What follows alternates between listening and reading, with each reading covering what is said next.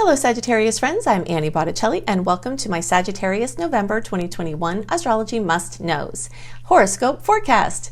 Definitely go to anniehelpsyou.com to see all of the free goodies that I make for you each month. And if you forget that website address by the time the video is done, you can just click in the notes underneath the video where it says more. And you can see everything that I have for you. You don't want to miss anything that I work hard to make you. And if you'd like to be an astrologer or to learn astrology just for yourself and to help your friends and family, then you definitely want to go to my school, lumelife.com, L-U-M-E life.com, where you can see my Becoming a Professional Astrologer Mastery Course. If you think I go into lots of details in my free offerings, you should see what I offer in that crazy comprehensive course. Okay, so 2 admin notes for Saggies to make the most of this video. The first is that this is for you if Sagittarius is your sun sign or your rising sign or your moon sign. Or if you're watching for any other Sag placements, what we're going to talk about here is also going to be part of your astrological picture. And if you're a late degree Sag, like I am with you, so basically if your birthday is from around December 11th through the rest of the sign, or 20 to 29 degrees, and the later in degree and the later in December your birthday is, the more this is true, I definitely also recommend that you watch my Capricorn report, because late degree Saggies really need the Sagittarius report and the Capricorn report to give them their more complex read for the cuspy placements. Okay, so I am very excited about November for everyone, and I'm especially excited about November for Sagittarius for a number of reasons, and we're going to go into all of those. The first is that Saggies like unimpeded action and forward movement, right?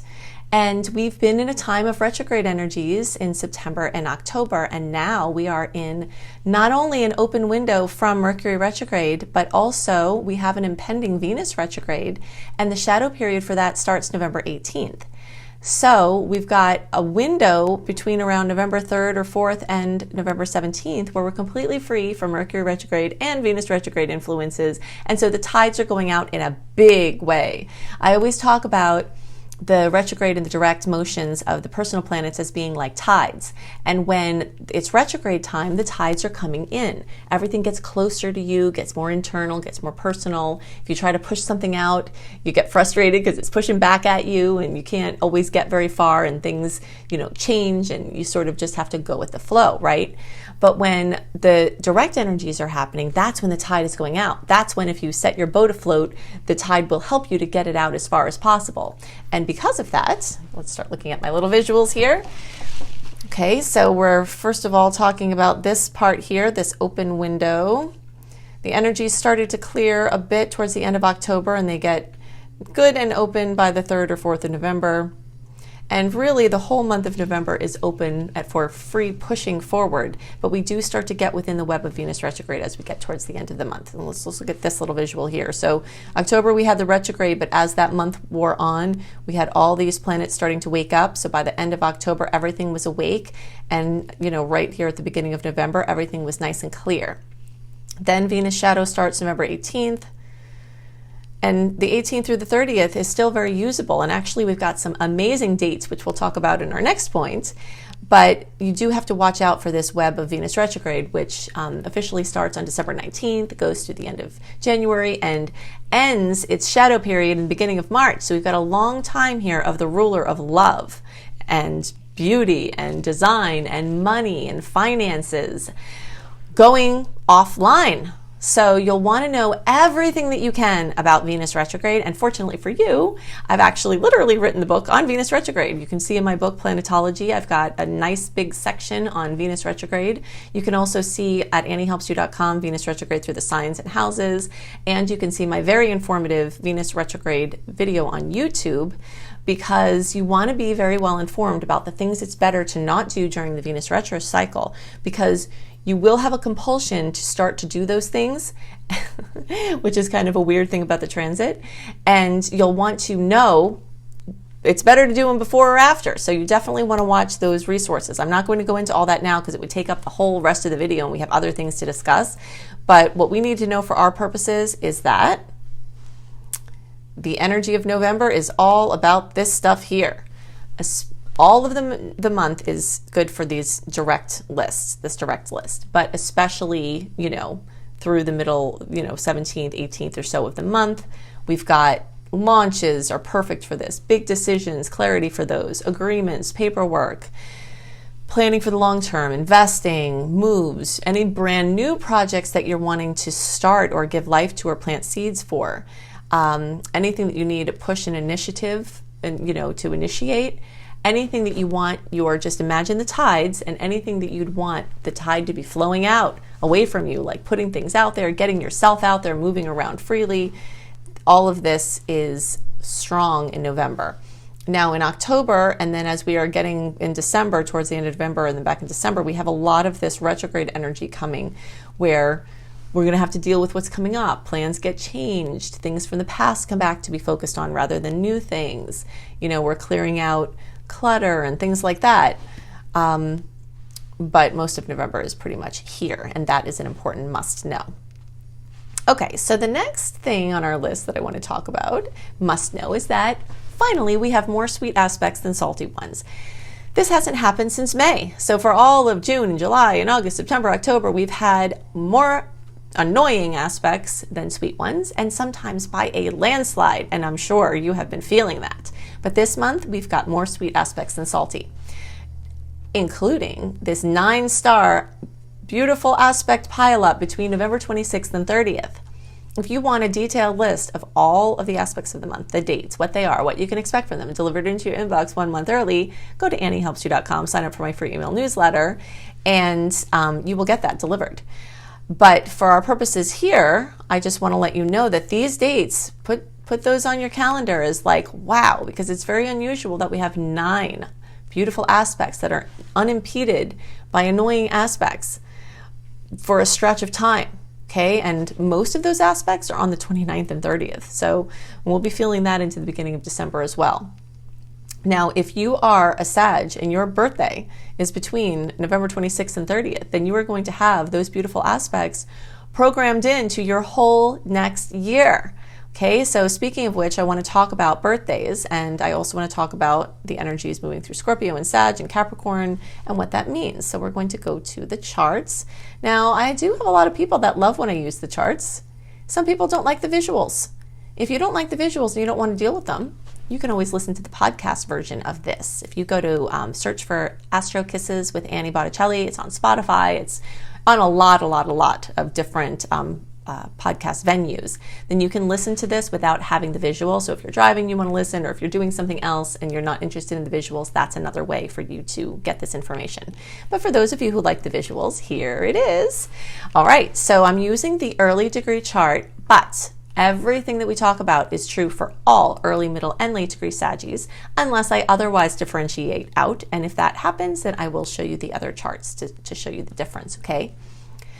The first thing I want to talk about is birthdays. For our November born Scorpitarius friends, you're going to have your birthday. So happy birthday. I love birthday time. I love birthday time because I am aware of the power that the solar return has on our wishing, our manifestation, and our intentions. All right, so make sure you do your birthday wishes. If you search for Annie Botticelli making wishes come true, you'll see a video that I made on how you can best use your birthday wishes. And there is a difference between a wish and an intention, but you can use your birthday for both. And I talk about that in the video. The reason why the sun is the universe is especially receptive to your wishes at this time is because the sun represents what you want. So even those of you who are Saggy risings or moon or whatever else you're watching for, this still is a power time for you, because when the sun crosses over your placement, it infuses that energy of desire and manifestation into whatever planet it's crossing. But when the sun in the sky comes back to the place that the sun was when you were born, which is your solar return, which is your birthday, then since the sun represents desire, the universe is exceptionally open for your wishes. Okay, so that's where birthday wishes came from. They're astrological. So that's one piece. The second piece is that Venus has been moving through Sag. So we have been having kisses from Venus. Venus is my grandma Marge, my Italian grandma that would stick a meatball in my mouth, kiss my face, tell me how great I am, slip me some money. So all the things ruled by Venus, that's what my grandma Marge did. Okay, so money, love, affection, harmony, comfort. Venus rules all of those things, and Venus has been moving through our sign. So that is very exciting. We also had our ruler go direct in October, and I cannot tell you how excited I am about that. Now, at the time I'm recording this, it's in September, and I'm going to post this in September because, I like to put everything up early for you so you can make your plans and understand the energies that are coming. But you might start to be feeling this now towards the end of September, that Jupiter's getting ready to go direct, and things that had gone dormant are starting to wake up. Your ambitions, your interests, your creative expression, those kind of things are starting to wake up. You might even start feeling better physically. You might start feeling better emotionally and mentally as Jupiter wakes up. When it goes offline, we really feel it, and things kind of get a little weird. If you track it, you'll probably notice the difference in your mood from Jupiter being retrograde. But now here in November, it's been raging for a little while, and it is blazing forward. So we've got that going on. Venus has still a little bit more time in Sag, and then the sun is going to go into Sag. So if you notice, a lot of times, look back on your life in the November-December timeframe, many Sages will notice, and people with Sag placements will notice, that a lot of things happen for them that are big things at this time. Big breakups, big new relationships, big work things, big creative projects, things with your family. This is going to be a very busy time. You are going to start to get a little bit spun out from how busy you are, and you might have gotten into a groove of your more laid back type of schedule. And now you're going to have to fit more things into your schedule. So you are going to need more sleep. Your adrenals might need more. You might need more B vitamins. I'm not a doctor. I don't know if B vitamins are good for you. You have to check. But something that's supporting your nervous system and your adrenal system and your sleep is probably going to be very helpful at this time, because as these planets wake up your Sag energies, you're going to be finding that you feel yourself more, which is very, very exciting. Okay, so other things to note is that we still have lots of energy in Scorpio and Libra, and those are the partnership houses. So starting from around September and through now, still in October, November, the energies of your relationships, your personal relationships, your friendships, your romantic, business, clients, things like that are coming front and center. You might also find that you have been focusing on, whether you wanted to or not, those deep relationships in your life and the issues with them. If there are blocks to intimacy, if there are people who, no matter what, you just have trouble with those people, this is a time where you can make some major headway, and it might take really, really, really doing some inner work about this. So a quick exercise that you can do is, let's say, most of the Saggies I know are super agreeable, super flexible, and get along with everyone. We're mutable, so we can kind of roll with, oh, this is going on. Okay, well, we can roll with that. That's going on. All right, we will roll with that. And a lot of Saggies sort of just let their people have freedom. Their friends, if their friends don't call, they're like, oh, okay, whatever, because you like your freedom, so you give it to other people, right? And so mostly you get along with people, but there are going to be those people that just rub you the wrong way.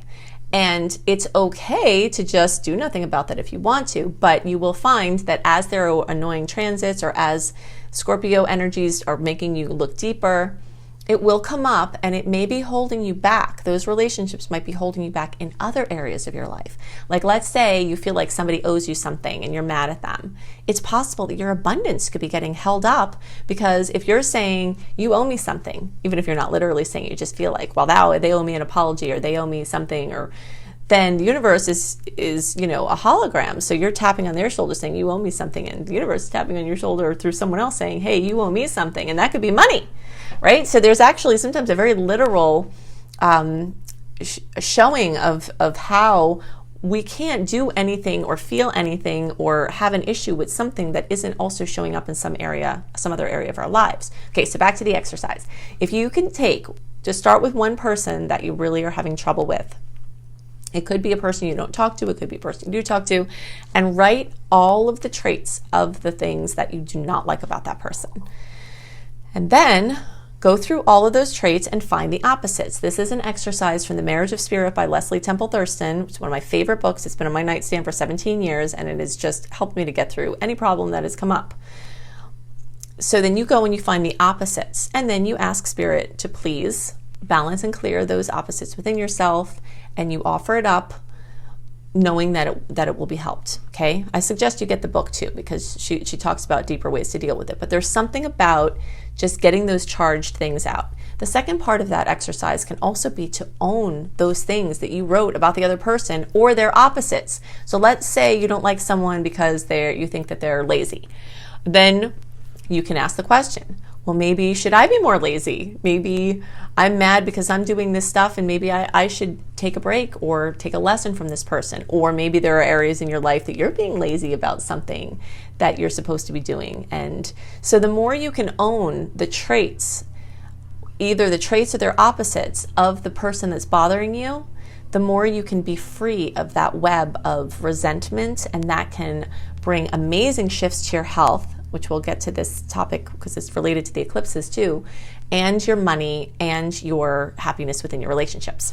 Okay, so let's see. Let's now talk about that eclipse. So before we talk about that eclipse, let's talk about the fact that in December, the last eclipse of the Sagittarius Gemini cycle is happening. And we're feeling that December eclipse in November very strongly. And this is an end of an era. It's an end of a cycle. It's a wrapping up of many things that were started in early 2020. And that was COVID, first of all. So there are pieces that are getting wrapped up in the COVID situation and moving to its next level, whatever that's going to be. The next thing is there are themes that have been happening in your life, in your personal relationships. Sages have been having their me-we sectors of life very activated for all of 2020 and all of 2021. And so you might have been feeling in these last months of the year some things getting wrapped up within those cycles. So either you're healing things within your relationship and going to a new level with them, or you're seeing that it's not going to work out and you're starting to make your decisions or go away from certain relationships, and things with your, just everything in your life, your work, how you take in information, how you share information, awakening to your teacher self, how many Sages are natural teachers, and many Sages are feeling the call to do work with teaching others, whether it's in a formal capacity or not. And a lot of these things are going to be online. So there's a lot going on with Sag, and it's, we'll talk more about this in December, and we'll talk more about that eclipse, but I want you to know that you're really feeling that wrap up now, and that it is very noteworthy. The next thing about the eclipses that are very important to know, very big must know, is that we're starting a new cycle, the Taurus-Scorpio cycle. And the Taurus-Scorpio cycle is one that has a lot to do with your finances versus your shared finances or other people's money. And this is going to radiate out from yourself into your relationships, into your community, into the world, the money, the agriculture, the finances, the sustainability, what's ours versus what is somebody else's that we share with them, our own sustainability versus other sustainability, all of the money systems. All of those things are getting reworked in a very big way because of a lot of reasons. Pluto in Capricorn has been doing this for a very, very long time. And we saw when Pluto went into Capricorn in 2008-ish, it started with the crash, and it busted up the subprime market, and there was a cascade into all of the money sectors. And that was like, bam, Pluto's in Capricorn, and now Pluto's still in Capricorn, and we still see with all of these other things that went on when Saturn and Jupiter went through Capricorn. And last year, I talk about this more in my video. If you search for Annie Botticelli coronavirus, I have a very long, detailed video about the astrology of the coronavirus and the markets falling and changing. But this is just something really important to note, because now here we're in a Taurus-Scorpio eclipse cycle, and that has to do with the money and the food and all of the sustenance and the sustainability. So that's going to come up in your own individual life, through your diet, through your finances, through your shared money, through your investments, through all of those things. And it's going to come up in the world. So let's look at where the house that this is going to happen. So for early degree placements, this is going to be in the 6th house. And actually, all early, middle, and late degree people will see this 6th house Virgo, and we'll talk about what this means in a minute, highlighted. From the Placidus standpoint, if you go to the middle degree here, that shifts to the line between the 6th and the 5th. So you can see that manifestations in this manifestation of the eclipse in the 6th or 5th house. And we'll talk about that, what that means in a minute. And then the late degree people, it's very, very strongly in the 5th house, but still with some whispers over there in the 6th. Now, just to give a reminder of what it is that we're talking about here, it's this November 19th lunar eclipse at 27 degrees of Taurus, the first in the series that started now and will run through the end of 2023. And you can look back between 2012 and 2014 because that's when this eclipse cycle that's starting now happened last. So the kinds of things that happened, I know in 2012 is when I started doing horoscopes. So that was a very big time for me personally. And you might find for yourself that a lot of things in your relationships and your work were changing in 2012 to 2014, and that you're going to start going through a major cycle, a new cycle of those things now. Now, I often get the question, what if something bad happened then? Does that mean something bad is going to happen now? No, not necessarily. Because there were different stars at that time that could have been influencing what happened. But what we're looking at is the themes, the types of themes, your areas of your life that were brought up. Those types of themes are very likely to come back. But sometimes when we learn the lessons in the past, we have a different experience when it comes around again. Okay, so all Saggies, I've done an eclipse series. I'm going to hit some highlights for you here. But all Saggies, I suggest watching these videos, okay? Now, if you can find them by looking for Annie Botticelli and the titles here on YouTube, or you can go to my homepage and scroll down to the bottom and find my eclipse playlist. All Saggies watch eclipses in Taurus because that's the November eclipse. All Saggies watch the eclipses in Sagittarius because that's the December eclipse that is heating up very, very strongly now. All Saggies watch eclipses in Virgo / the 6th house. And December born, or between 10, it says 19, but it should be 29, between 10 and 29 degrees, also watch eclipses in Leo or the 5th house. Okay, so all Saggies, we talked about this, finances, self-worth, budgeting, sustainability. Those are likely topics that are going to come up. The Sagittarius stuff. As we talked about before, Sag is brewing between the eclipse and the sun moving through it. Immigration, languages, teaching, learning, all that. Expanded horizons, publishing, big things. Now here's the house, 6th house. Health, healing, wellness, pets, your regimens, routines, anything like that, your work, your workplace dynamics. This is an amazing time to set a new rhythm that can include things like meditation and stress reduction. If you don't have meditation and stress reduction in your plan, it's so important for everybody, but especially Saggies, we have our energy spins in a circle. That's the energy of it. It's a mutable spinning energy. And that makes us dizzy, right? And it's hard to hone in. So if you can do meditation, you can do stress reduction, anything that you can do that helps you to just kind of create an anchor in yourself so that when your energy starts to spin and life spins you, that you have that grounding cord. That's going to be very helpful. By the way, if you're looking to get a forever home for a pet, like get a pet, November is an amazing month for that. Amazing. So big star on that. Now, for those of you who are December born, especially, and 10 to 29 degrees. This 5th house of Leo is also going to be aspected. And this is pregnancies, having children, the topic of children, milestones for your children you have, work projects with things involving kids, your creative babies as your children. So any creative projects, new creative projects, sending off old creative projects, ones from the past coming back to be reworked with. Fun. And I didn't put on here, but it's a bucket list energy. You might find that in November, some things on your bucket list are getting checked off or on a list of things you really wanted to do. And you also might find that you're planning future things, and things that you're wanting to really do might start to gel at this time for the future.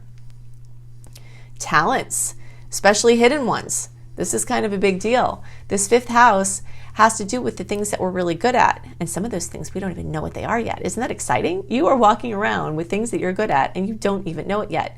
And this period of time, this eclipse could draw out of you. So if you feel the urge to take a class or try something different, or someone is like, hey, why don't you go do this with me? There's a chance that you might discover a new love of something that you really enjoy. And there's always that chance with the energies moving into Capricorn, because Venus is going to move into Cap, that things that are your hobbies and that are fun, you could start to monetize those things. And the energy of being seen. So in general, I love this month for everybody. I especially love this month for Saggies. And I gave you lots of info on how you could make the most of the potentials there and the kinds of things that you can expect. I'm very excited about this month. I hope it manifests wonderfully for you. Well, as usual, I've given you lots of information to help you make the most of the starry opportunities. If you'd like even more information, you can go to anniehelpsyou.com, which is where you can connect in with my podcast, all of my blog sites, my books, my courses. I've got all kinds of free goodies, so you can check all that out at anniehelpsyou.com. You can check out my school, lumelife.com, L-U-M-E, life.com. That's my school, Luminous Life Multiversity. And if you'd like to be a professional astrologer or just learn astrology because you love it and you want to help yourself and your friends, you can see my course there, Becoming a Professional Astrologer Mastery Course. If you think I go into a lot of details with the free offerings that I do every month, then you should see the details I go into in the comprehensive, organized nature of this course that will equip you to do whatever you'd like to do with astrology. I hope you have a wonderful month, and I'll see you next month. Bye!